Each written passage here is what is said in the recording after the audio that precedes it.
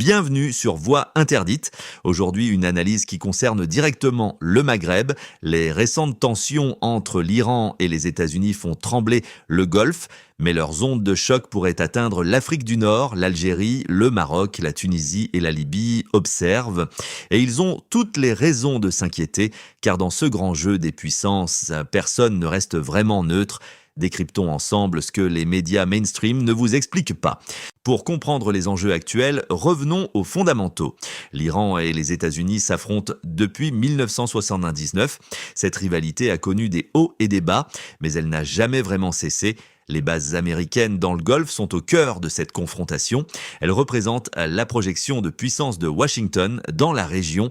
Téhéran les considère comme une menace existentielle. C'est pourquoi l'Iran développe ses capacités balistiques. Le but est clair, pouvoir frapper ses installations en cas de conflit. Maintenant, regardons vers le Maghreb. L'Algérie entretient des relations cordiales avec l'Iran.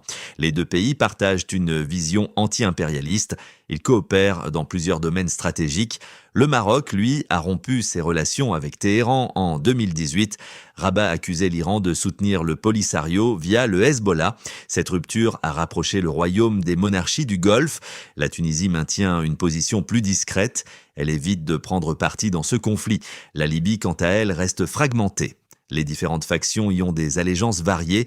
Le Sahel constitue un autre théâtre d'enjeux. Cette vaste zone désertique attire de nombreux acteurs. La France y réduit sa présence militaire. La Russie y étend son influence via Wagner.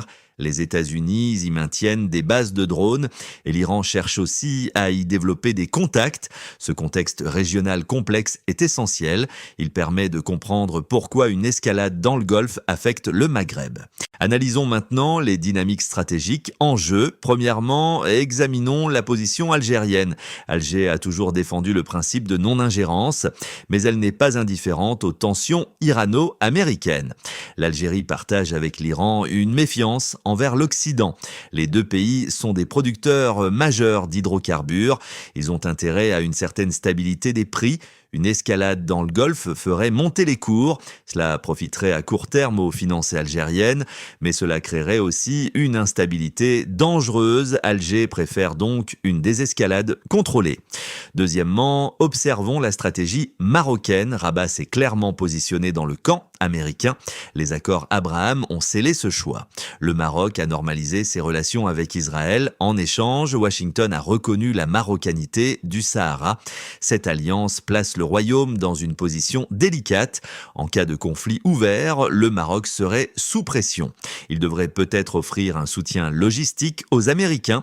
Cela pourrait créer des tensions internes. La population marocaine reste majoritairement solidaire des Palestiniens. Troisièmement, considérons le cas tunisien. Tunis traverse une période de recentrage politique.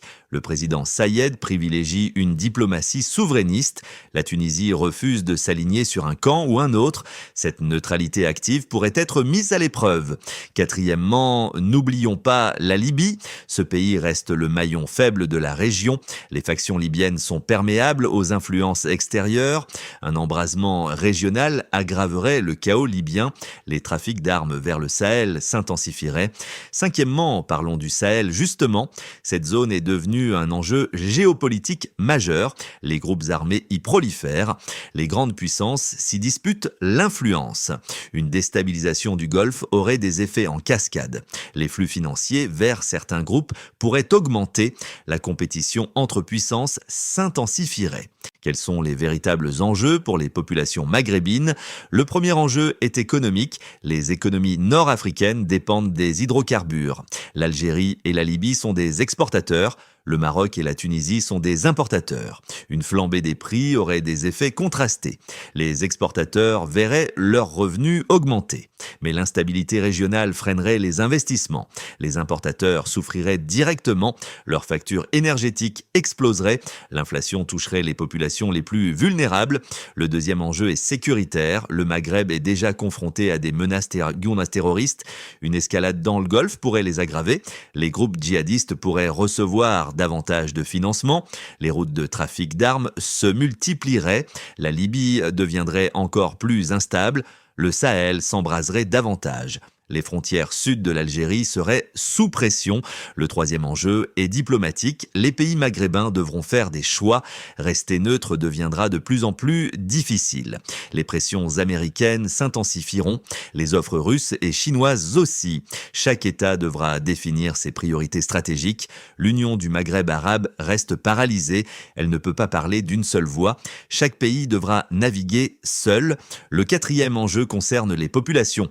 Les sociétés maghrébines sont traversées par des courants divers. Une partie est sensible au discours anti-impérialiste iranien. Une autre préfère le modèle de développement des monarchies du Golfe. Ces tensions pourraient se politiser davantage. Les gouvernements devront gérer ces dynamiques internes. Le cinquième enjeu est migratoire. Une déstabilisation régionale provoquerait des mouvements de population. La Libye est déjà un point de transit majeur. Le chaos y attirerait davantage de migrants subsahariens. Les traversées vers l'Europe augmenteraient. Le Maghreb serait en première ligne. Résumons les points essentiels de cette analyse. Les tensions irano-américaines ne sont pas un problème lointain.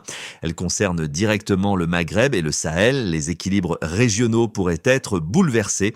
L'Algérie devra clarifier ses alliances stratégiques. Le Maroc assumera les contraintes de son choix pro-américain. La Tunisie tentera de préserver sa neutralité. La Libye risque de sombrer davantage. Le Sahel deviendra un terrain de confrontation accrue. Les populations maghrébines seront les premières touchées par l'économie, par la sécurité, par les migrations. Les dirigeants de la région font face à des choix cruciaux.